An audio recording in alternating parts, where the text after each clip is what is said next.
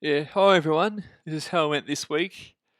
I scored 2,148, top 25%, a round rank of 40, just over 40,000, and went down almost 3,000 ranks. A little disappointing, and that was due to the last couple of games of the round. Just I was looking for a decent rank this round, and it just went all to bed. I was expecting 2,350, and the score got reduced by 200, based on from my expectations. So yeah, went to bed, and there's quite a few serious issues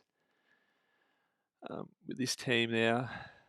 First off, Jaden Short, not the best from him. Most people have him. I think a few people who don't have him, but look, it's not terrible, but yeah, it's just one of those situations where it doesn't really matter that much because a lot of everyone has him just about. Jack Cresp, not the best game either, but still scored 100. So yeah, we'll take it. Hewitt, 121, which is, again, is just very consistent. Been probably the most consistent defender this season, or one of. And look, it's pretty good effort considering he hasn't played for the last 2 weeks. So we'll take that. I'm happy with that. Some people traded him, which in the end I'm glad I didn't. Jordan Dawson here, 107. That's okay. Traded him in for Bowie, which looks to be an okay decision because Bowie's going to drop down further in price, and yeah, I still made a bit of points off that. So that was a good trading by the looks of it for now, anyway. Ridley, 113. Yeah, good job from Ridley. Sort of saved us this round, which could have been even a larger margin. Yeah, look, 113. Happy with that from him. Really back-to-back hundreds, which we haven't really seen out this season. I think he did at the start. I think rounds 2 and 3. Did he get over 100? Can't quite remember. So looks like a good decision holding him right now. Looks to be like a good decision instead of getting rid of Whitfield. Which if you haven't got rid of Whitfield right by now, it's kind of just silly. Whitfield just should never have started with him. I'm glad I got rid of him when I did. Sam DeCotting, 69. McCartan, 79. And Dacos, 69. These are the sort of players where you probably have to get rid of them, I reckon. At some point, one of these players have to go. A couple of these players would have to go. I'm thinking about getting Rory Thompson, even though he's not the best scorer, just to get that cash in and hopefully upgrade another player, which will probably be Dacos to Stewart next week, which is probably what I'm going to do. In terms of the midfield here, we got Neil, 115. Little disappointing from Neil. Some people had him as captain, which probably wasn't the worst captain in the end, considering a few other players, as you can see here. We got Oliver, 99, failed to get 100. Some people had him as captain. I would at least thought he would get over 100. And it looks like Prochaka would have been the best option to bring in this week because it was his day. Although Melbourne played a more collective role, everyone contributed basically in their win. No one really extremely dominated, which is kind of bad for Supercoach because you generally want one player to really stand out and dominate. But 99 from Oliver, which is really against what the bottom team or bottom two side, you expect him to at least get over 120. That wasn't the case. Took Miller, fantastic job for Miller. Kept me afloat this week. And look, he's doing well now after a sluggish start. So we'll take that. McRae, 117. Okay, look, I had him as VC. He didn't go off, despite the Bulldogs winning the match pretty easily off the first quarter. So, I mean, I was expecting Gawn here to score more. We'll talk about that in a minute. Patrick Cripps, 83, a little disappointing. Had a terrible start. I think the first quarter was pretty bad. Did all right in the second, and it was just mediocre for the rest of the game. And you would think that'd be the biggest concern I have for this week. No, it isn't. It's actually not too bad. A lot of people have Cripps. I think he was in a ruck too at some point, which is really strange. I know he's pretty tall and pretty muscular for a midfielder. So pretty happy. Look, not the best, but that's not the biggest issue I have. You got Dylan Stevens didn't play. He has to go next week. Morris Pioli, 7, which is probably one of the biggest concerning things with this round. I just find it mind-boggling how you can only score 7 points after getting 70, was it 50 score, averaging around at 70. Now it's just he's not going to make money in the next couple of weeks, basically. And it's just thank God I didn't field him. Had one opponent who did. But then the guy who I fielded for him didn't do that much better. So look, now this is where the crap begins. Steals 74, which apparently he's got an injury concern, which is an even bigger concern. He hasn't been himself for the last couple of weeks, which this might have to be a sell, and I've lost money from him as well since I started with him. So look, this probably has to be a trade. I don't know how long the injury is. Hopefully if it's 1 or 2 weeks, I'll just have to hold him in my side, I reckon. I'm not going to trade a player, but for that only being out for that long, considering it's still as well. But look, he has to go. If it's 3 weeks or more. He's just been crap the last couple of weeks. Hasn't gone above 100, then he has to go. So yeah, that's another concern. And Brayshaw was a little disappointing. I brought him in. I feel like, it was at a good price. He's gone down even more. So probably should have brought in Petrarca. But, I don't want to have another Melbourne player in. I don't know if Freo have the same buy as Melbourne. But look, Brayshaw was at a okay price, but just hasn't worked out. Gold Coast,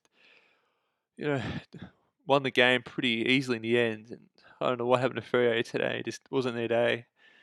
And considering they're playing for a top 2, top 4 spot, against a team that was expected to finish bottom 4, which I don't think Gold Coast will now. Disappointing. I don't know, it was a wet day. It wasn't the best day for footy, to be honest. And it was just that warm, humid weather just didn't suit Freo for today, or just didn't weren't up to it. I think they had a few players with COVID too, which was probably another reason why they performed well. No one really,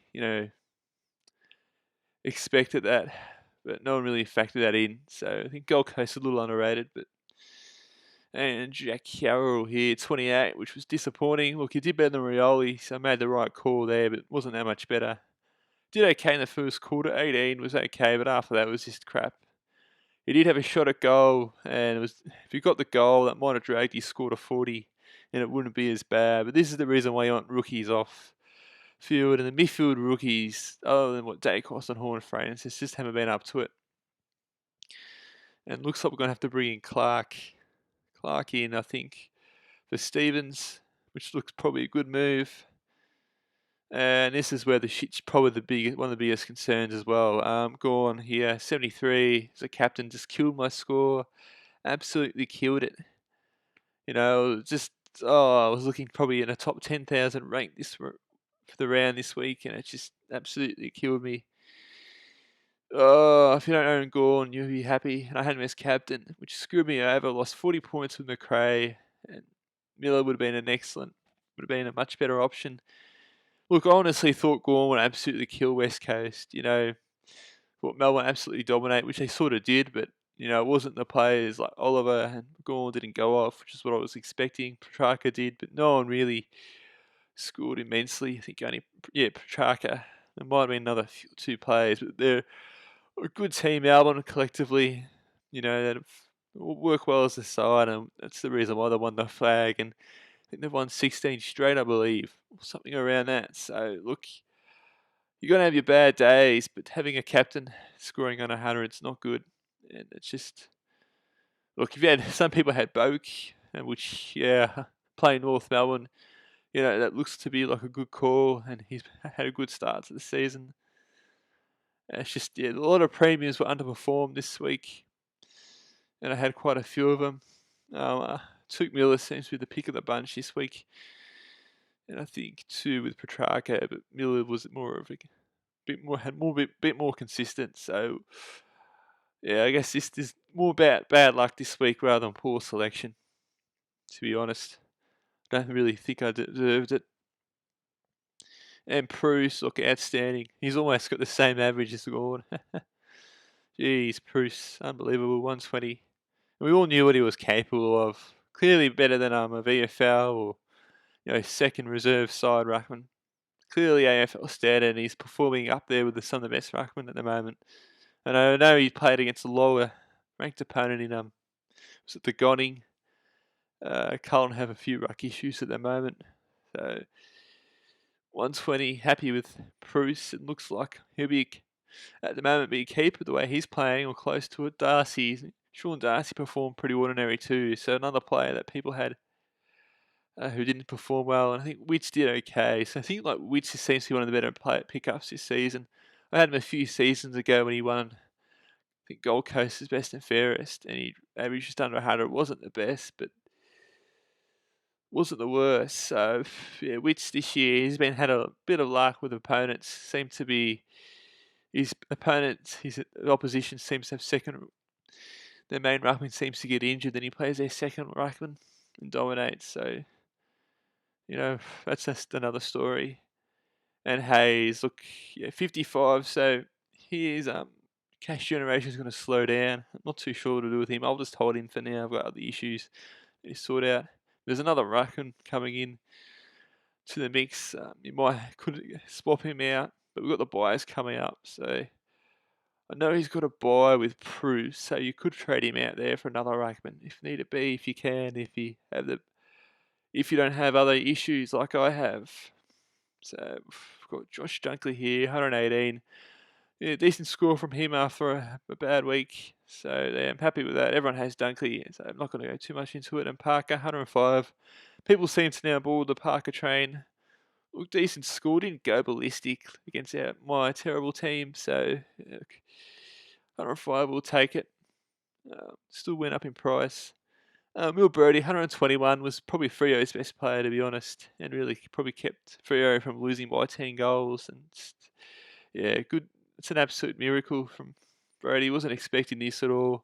Knew he would improve and go up in price. Maybe I was expecting a 90 average, but he's averaging 100, almost as good as Parker. And he's doing better than Caniglio and Butters. Who would have predicted that? So yeah, Brodie, he might even be a keeper for now.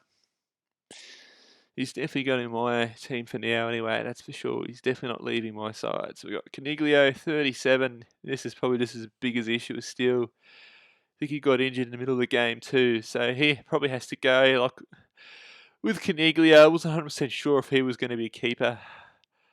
I know he's a bit of a roller coaster. I think he got 150. Was it against Gold Coast? One of those sides. And he hasn't really done much since. He scored maybe 100, but he hasn't gone the 95 plus or 100 score we were expecting from him. I think him and Whitfield just been absolutely disappointing and just been overrated this year. Just haven't been near their best. I know Caniglio's coming back from injury, but still 37 injury affected game, but just the season in general. And look, Leon Cameron going out. I don't know if this will help. GWS might. I don't know.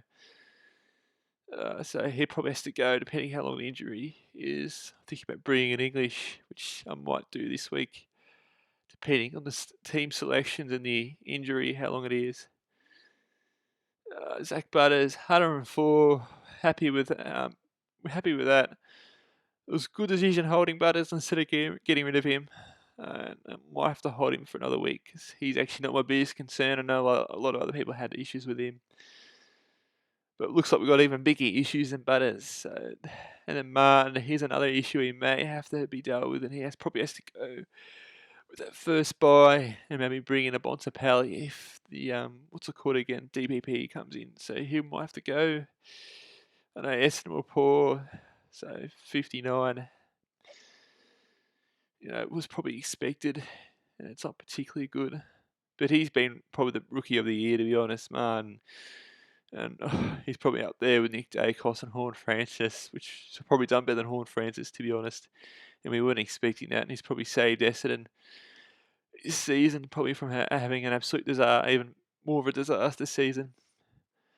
And Rosas, whatever you want to call him, 58, made his break even, which is good. It was a good decision holding him in the end because he still made the money. Made money, and I'm not too sure to hold him. Probably have to hold him now due to the issues I've explained. And Curtis still made money, but he's probably not going to make much more. And it's probably end up being another bad. Just the rookies just haven't gone well lately. I know Carroll got 95 the first week. The last couple of weeks have been pretty ordinary. Actually, last week wasn't too bad. 59 wasn't too bad. Like for a rookie, that's okay. For a player of his price anyway. But 28 is not good enough for on field. And he might have to go as well. He might not play. So, which is a huge concern. And it's just a lot of dead rookies. And Maurice Rioli might not play after that performance, even though Richmond won like a 7. That's just, God, thank God I didn't field him. So it's a lot of crap rookies this week. I think McCart and Connie did alright if you had them as an emergency option. Other than that, I think Clark was okay, and I think Hamilton was okay. Just a lot of rookies and good premiums, which I had, didn't perform well. Thank God I didn't bring in Boak, because that was Now we're going to talk about trades. I think Stevens has to go. Just isn't playing. I know he was an emergency, but he has to be playing. Look, if he's selected, I'll probably, for this round, I might keep him in. But I don't know who else to get rid of, and I have to bring in Greg Clark. If selected, look, he could have COVID, and these plans could just go out the door, which wouldn't really surprise me. And DeConning, which one has lower break even, I'll go with. Go out, we'll go to DeConning because he's a slightly higher price. Doesn't matter at the moment, I don't care. Bring in Rory. Where the hell's Rory Thompson? Oh yeah, because midfield, that's why. We go here. Rory Thompson, did I go past him? I think I did. Defender. Where the hell's Rory Thompson? Gosh. There we go, Rory Thompson. And for the boost, who am I going to do? Not too sure. Boost. Yeah, boost. Yeah, activate. And I don't know if Steele's out. We'll go with a Land or a Mills. Otherwise, if I'm doing an upgrade, Caniglio to probably English, to be honest. I'm not too sure with the boost. We'll just confirm that for now. Overall, not a disaster week, but could have been a lot better. Just a lot of crap's just gone down with rookies not performing and big players not, not living up to the expectations. Which I guess that's footy in general. But thank you for watching.